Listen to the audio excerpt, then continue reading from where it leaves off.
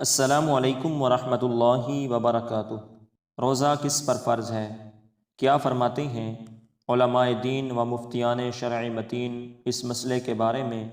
کہ جس طرح بچے کو 7 سال کی عمر میں نماز کا کہنے کے بارے میں حکم ہے اور 10 سال کی عمر میں نماز نہ پڑھنے کی صورت میں مارنے کا بھی حکم ہے، تو کیا روزے کے بارے میں بھی یہی حکم شرعی ہے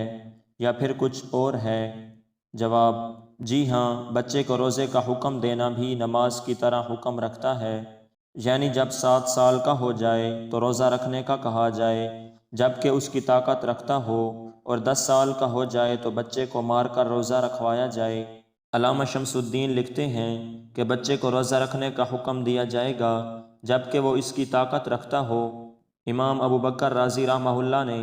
اسی طرح بیان کیا، اور امام محمد رحمہ اللہ تعالیٰ سے یہی مروی ہے کہ بچے کو اس وقت روزے کے آداب سکھائے جائیں،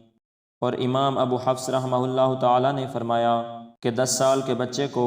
روزہ نہ رکھنے پر اسی طرح مارا جائے جس طرح نماز نہ پڑھنے پر مارنے کا حکم دیا گیا ہے، اور یہی صحیح ہے۔ علامہ علاء الدین حصکفی رحمہ اللہ تعالیٰ فرماتے ہیں کہ اصح قول کے مطابق بچے کو روزے کا حکم دیا جائے گا جب کہ وہ اس کی طاقت رکھتا ہو، اور 10 سال کا ہونے پر اس کو روزہ نہ رکھنے پر مارا جائے جیسے نماز کے بارے میں حکم ہے۔ اس کے تحت علامہ شامی رحمہ اللہ تعالیٰ فرماتے ہیں